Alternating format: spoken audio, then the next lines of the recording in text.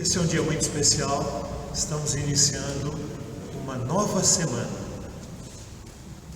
Com certeza estamos buscando, no derramar da graça do Senhor Deus, a condição de uma semana vitoriosa. Estaremos meditando dentro da Palavra de Deus, lá no livro de Joel.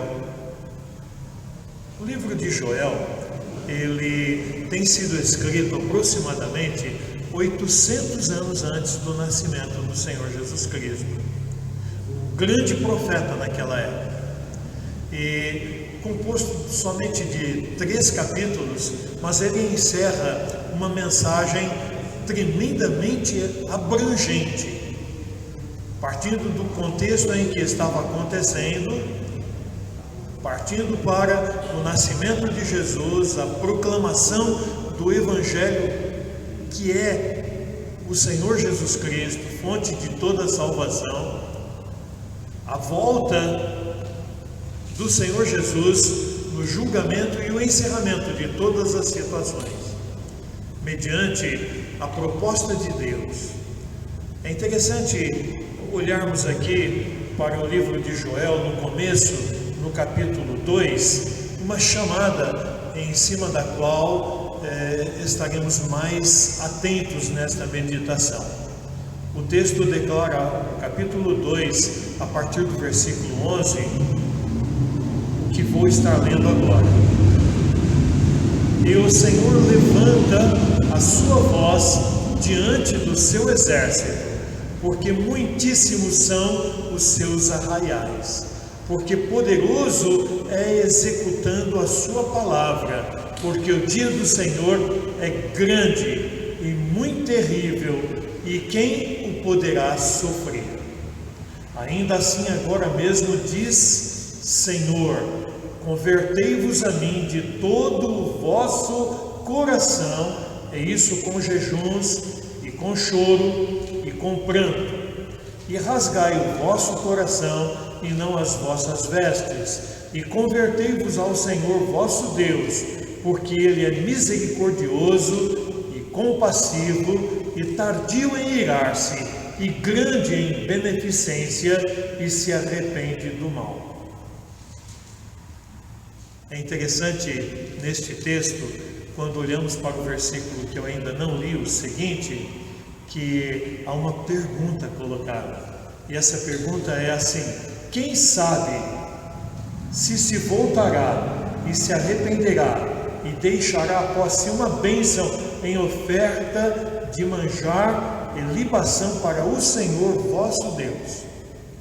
As pessoas, elas estão preocupadas no contexto do mundo que estamos vivendo, da mesma maneira que naquele contexto, tanto tempo antes do nascimento de Jesus, com condições aparentes, com situações que estão só vistas ao redor, e as pessoas despreocupam-se do próprio interior, de como está na realidade o íntimo das pessoas, e então vão colocando diante umas das outras uma aparência de religiosidade, uma condição de muito boas obras aparentes, uma situação de até declararem crença fundamental em Deus, mas exterior somente. Então as pessoas, elas vão buscando galgarem uma condição de serem vistas como muito espirituais, mas na realidade vivendo de uma forma carnal,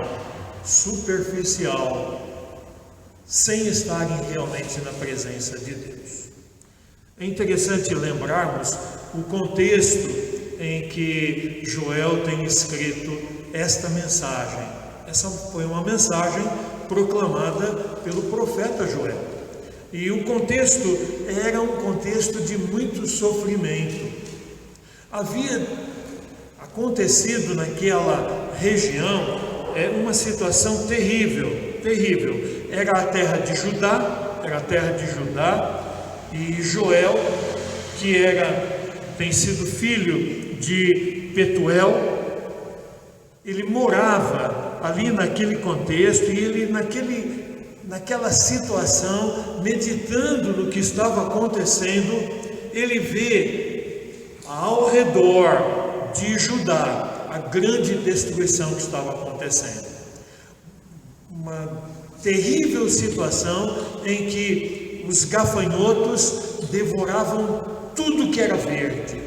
E é interessante ainda o texto que vai apresentando, que declara de uma forma tremenda a situação que acontecia. Lá no capítulo 1, o versículo 4 diz assim: o que ficou da lagarta, o comeu o gafanhoto, e o que ficou do gafanhoto, o comeu a locusta, e o que ficou da locusta, o comeu o pulgão.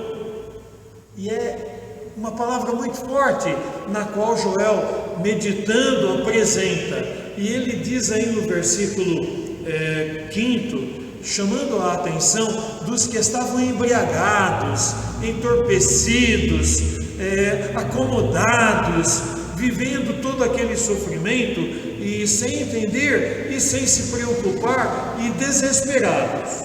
Ele diz assim no versículo 5: despertai ébrios e chorai, gemei todos os que bebeis vinho por causa do mosto, porque tirado é da vossa boca. Entorpecidos, embriagados, vivendo naquela condição em que a Judéia estava sofrendo terrivelmente. Judá estava numa condição de sofrimento terrível. A alimentação havia sido totalmente destruída pelos gafanhotos, e o texto declara que não sobrava nada. E se formos lendo o texto no contexto em que Joel apresenta, houve uma sequidão, a terra secou-se, as árvores todas se secaram, uma destruição horrível, expectativa catastrófica de sofrimento, e aquele povo vivendo dessa forma e embriagados e buscando na condição de depressão, uma situação de estarem entorpecidos. E então Joel declara, nesse versículo que eu tenho lido, ele declara de uma maneira muito clara: desperta, ébrio, sai fora dessa embriaguez. Olha, isso que te embriaga também já não vai existir mais. Esse vinho que você só está buscando para ficar embriagado vai acabar, não tem mais condição de existir.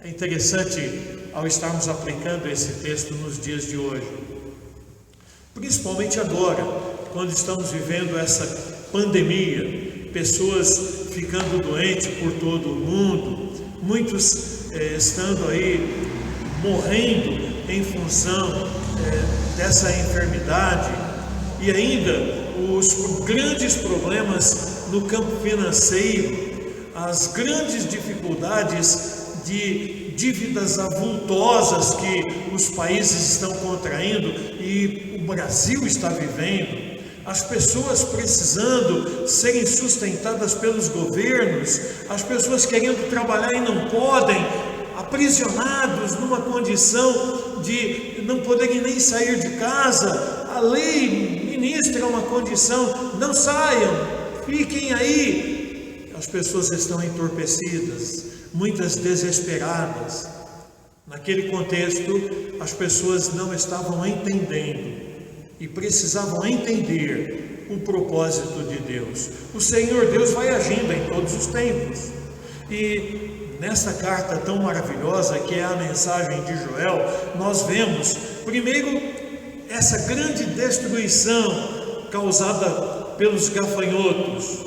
Depois nós vemos, no desenvolver da mensagem, a vinda do próprio Senhor Jesus Cristo. Depois nós podemos observar nessa mensagem escrita o desenvolver da proposta de salvação, o Evangelho sendo proclamado, está bem claro, e finalmente nós vemos um momento final, o grande juízo para aqueles que, sem se apresentarem verdadeiramente ao Senhor, seriam totalmente destruídos, e os que se apresentassem diante do Senhor de uma maneira clara, estariam salvos, vivenciando na glória do Senhor eternamente.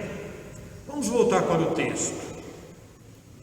Quando chegamos no capítulo 2, a partir do versículo 11, em meio a toda essa condição da inércia espiritual que aquele povo vivia, só com uma aparência de religiosidade, só com uma condição de quererem mostrar-se, mas não de interior, mas só de exterior, sem uma condição de vida verdadeira, o profeta declara o que Deus colocou no coração dele e diz: o Senhor levanta a sua voz diante do seu exército.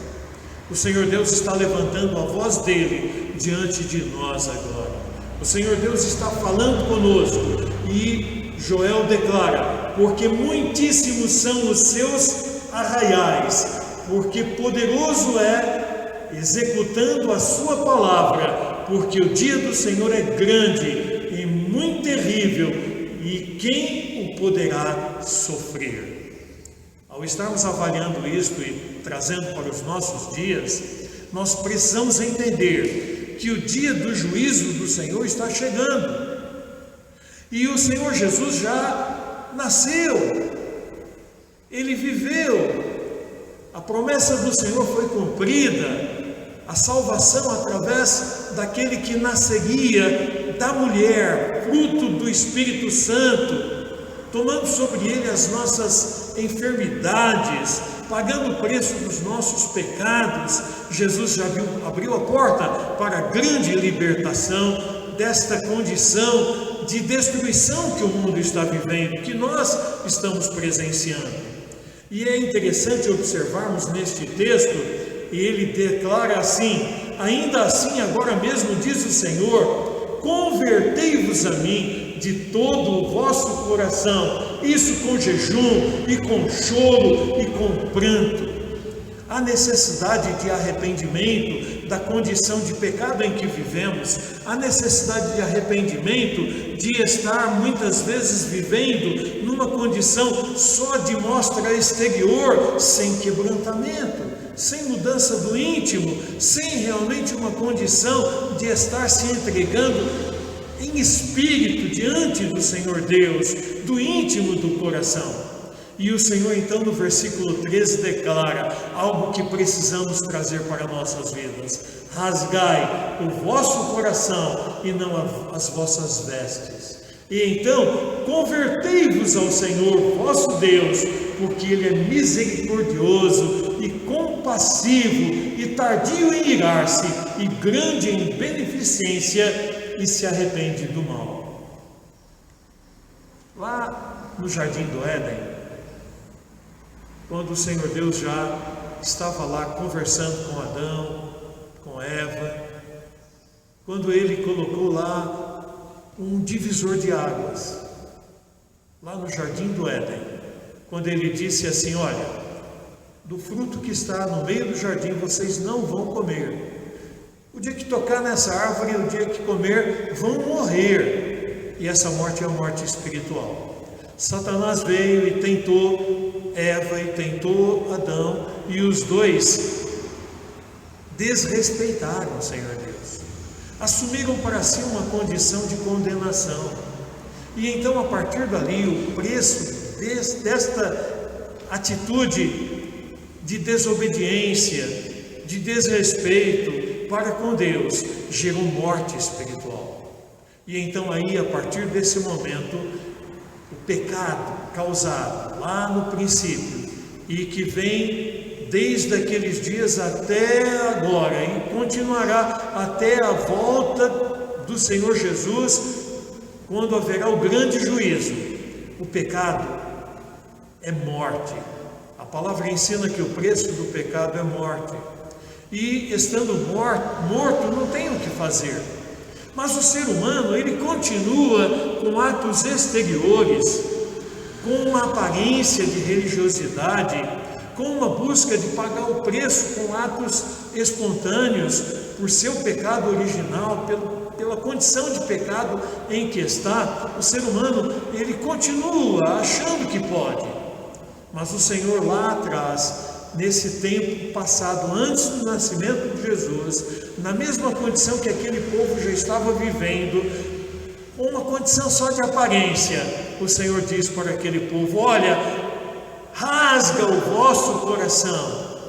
Não adianta rasgar o exterior, não adianta rasgar aquilo que veste você, os teus vestidos. Rasga o teu coração, se quebrante, derrame-se diante do Deus vivo, porque não adianta rasgar de uma maneira aparente, não adianta de uma forma em que as pessoas vejam que numa aparência de santidade você está caminhando.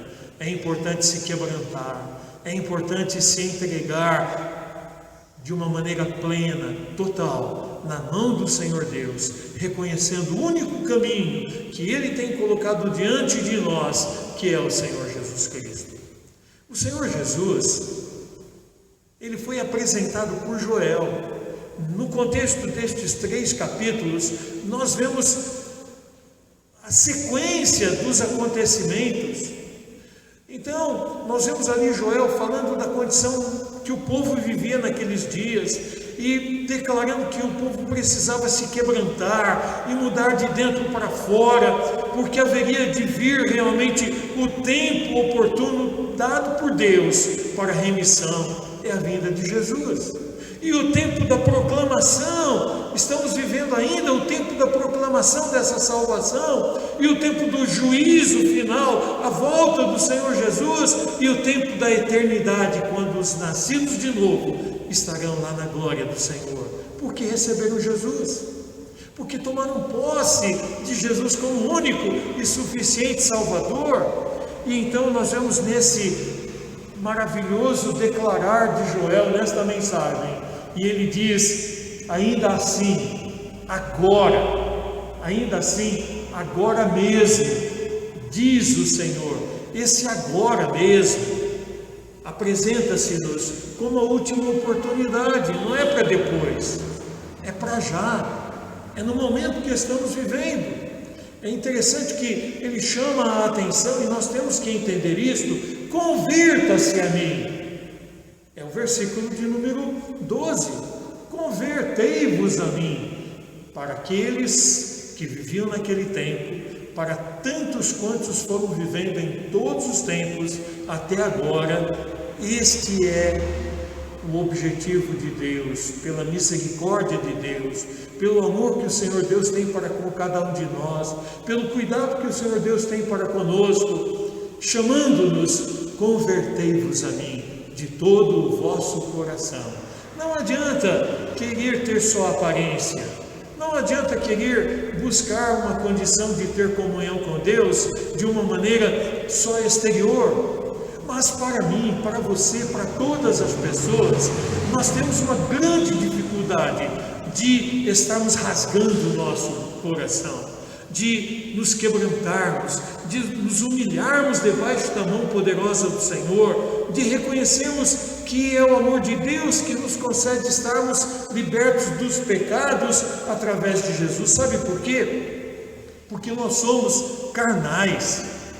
O ser humano é carnal, é dotado de uma situação em que está voltado para uma condição carnal, ama o pecado, está permitindo-se viver na condição de pecado, e então quer de uma maneira hipócrita mostrar um lado externo somente, e esquece que o Senhor Deus vê o interior, o Senhor Deus vê o profundo de cada um de nós. O Senhor Deus quer de nós que estejamos de coração quebrantado, arrependidos dos nossos próprios pecados, nos humilhando debaixo da potente mão dele e tomando posse da maneira única e maravilhosa proposta por ele, através de Jesus, para nascermos de novo, para sermos purificados do íntimo do nosso ser para fora de todos os nossos pecados. As promessas do Senhor, elas são mostradas aqui nesse texto. E então, no versículo 18, eu volto aqui a mencionar, então o Senhor terá zelo da sua terra e se compadecerá do seu povo. Nesse momento, como em todo o tempo que vamos vivendo, precisamos estar nos derramando no altar do Senhor, rasgados de dentro para fora, humilhados e reconhecendo que não temos em nós condição nossa, mas o Senhor tem estendido a mão dele em nossas vidas. Ele declara no versículo 19: e o Senhor responderá e dirá ao seu povo: eis que vos envio o trigo e o mosto e o óleo, e deles sereis fartos, e vos não entregarei mais ao opróbrio entre as nações. A promessa para aquele povo que estava lá naquele contexto na terra de Judá era que se aquele povo se derramasse diante do Senhor Deus e se estivesse realmente em um ato de profundo arrependimento, o Senhor restauraria toda a condição de vida daquele povo. O Senhor está pronto a restaurar também a nossa condição de vida, tanto material quanto espiritual. Mas o importante é o ato espiritual causado em nós pela misericórdia do Senhor, nosso Deus, através do sacrifício remidor do Senhor Jesus Cristo. Ele declara: e o Senhor responderá e dirá ao seu povo: eis que vos envio o alimento, o trigo, eis que vos envio a condição do profundo necessitar do teu ser, da minha presença. É o que o Senhor está dizendo. A íntima comunhão com Deus é restaurada. O Senhor Deus, que é fonte de água viva, é fonte espiritual para nós continuarmos vivendo. Ele se coloca diante de nós e promete esta situação. Lá na seguinte palavra, ainda no capítulo 2, no versículo 21, ele declara: não temas, ó terra, regozije-te e alegre-te, porque o Senhor fez grandes coisas.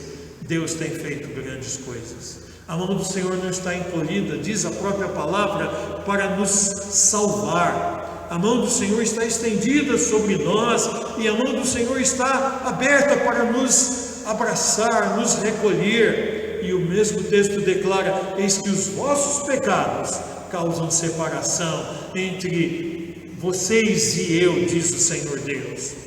Nós precisamos rasgar o nosso coração, nos humilharmos debaixo da potente mão do Senhor. E Ele chama a atenção com referência a tudo que Ele criou.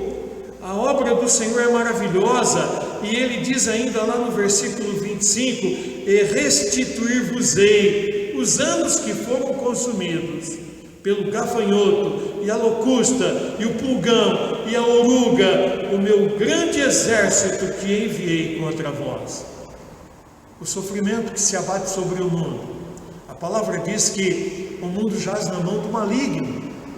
Tudo isso está passando, queridos, quando tomamos posse da graça salvadora, quando estamos nas mãos do Senhor Jesus.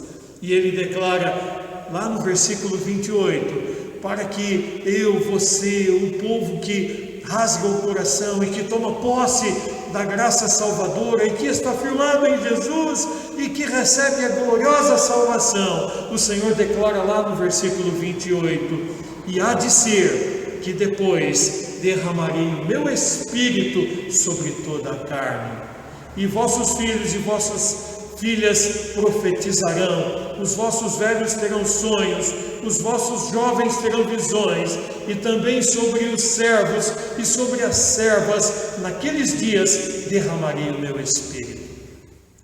O Espírito Santo do Senhor, Ele quer estar derramado na sua vida. O poder do alto, o Senhor Deus quer ministrar em você o conforto, o consolo. O Senhor Deus quer usar você no contexto do mundo que você está vivendo como proclamador dessa mensagem de salvação. E é por isso que o Espírito Santo está derramado agora. E você pode tomar posse em Jesus do derramar do Espírito Santo. E você nascendo de novo em Jesus, o Espírito Santo vai estar podendo agir livre, poderosamente na tua vida. A promessa do Senhor, ela está acontecendo. Está acontecendo.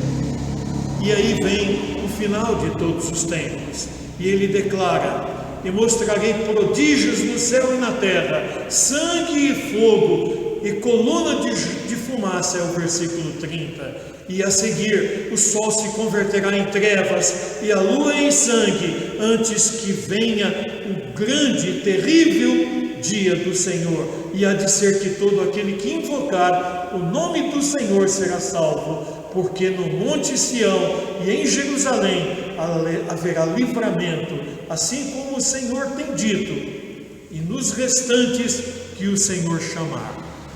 O Senhor está chamando. Está chegando o dia do juízo. Jesus está para voltar. E a palavra declara que ele voltará com poder e grande glória. E todos os que foram nascidos dele, que se derramaram diante do altar do Senhor Deus, rasgando humildemente do íntimo o próprio coração, aceitando, tomando posse de Jesus, estes vão encontrar-se com o Senhor Jesus nas alturas. É interessante observarmos nesta palavra: o sol se converterá em trevas e a lua em sangue, antes que venha o grande e terrível dia do Senhor. Estas coisas passarão, esse tempo vai passar, estamos vivendo os últimos dias, temos diante de nós a proposta de Deus para nos humilharmos debaixo da potente mão dele, tomando posse do presente que ele dá, Jesus, o único e suficiente Salvador. E é interessante o versículo 32 do capítulo 2: e há de ser que todo aquele que invocar o nome do Senhor será salvo. Invoca o nome de Jesus, toma posse de Jesus, recebe o presente que Deus está dando para você. Para com as coisas que mostram só o exterior e não o interior, do íntimo do teu ser. Se derrame no altar do Senhor e receba Jesus como teu Salvador. E há de ser que todo aquele que invocar o nome do Senhor será salvo. É promessa, você será salvo, redimido de todos os pecados, não por uma aparência de justiça, mas pela realidade da justiça de Deus em Jesus, feito na tua vida, porque Jesus pagou o preço dos teus pecados e a justiça está quitada. Ai daqueles que não tomam posse deste presente que Deus está dando. Lá no final do capítulo, versículo 18 do capítulo 3: e há de ser que naquele dia os montes destilarão mosto, e os outeiros manará leite, e todos os rios de Judá estarão cheios de água, e sairá uma fonte da casa do Senhor, e regará o vale de Sitim. Que coisa linda é a proposta do Senhor para mim e para a tua vida. Recebe Jesus. E lá no final: mas Judá será habitada para sempre, e Jerusalém de geração em geração, a eternidade. Estaremos juntos diante do Deus vivo, lá no lugar que o Senhor tem preparado, mediante termos nos submetido debaixo da potente mão do Senhor. Não com atos exteriores, mas com uma condição interior, tomarmos posse do derramar da graça de Deus. E eu quero terminar esta breve meditação declarando ainda o que lá no versículo 13 é declarado. E ainda assim agora mesmo diz o Senhor: convertei-vos a mim de todo o vosso coração, e isso com jejum e com choro e com pranto. Arrependa-se da maneira que está vivendo no contexto do mundo. Não esqueça, o mundo jaz na mão do maligno. Você não pode estar na mão do maligno. Você precisa estar na mão do Senhor Deus. E isso vai estar acontecendo através de Jesus. Jesus declarou, e ouça isso, ele disse: eu sou o caminho, a verdade e a vida, ninguém vem ao Pai senão por mim. E esta palavra traz a nós algo de muito sério.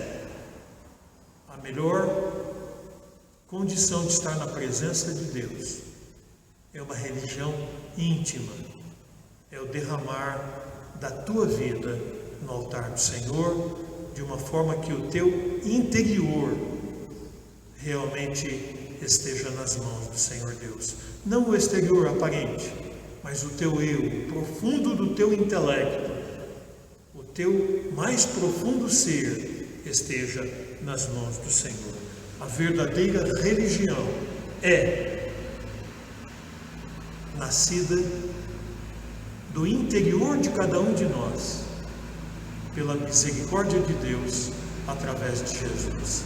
Religião é o ato de estar religado com Deus. Religue-se com o Senhor.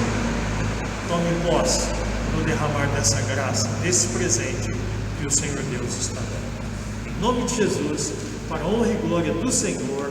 Amém. Aleluia.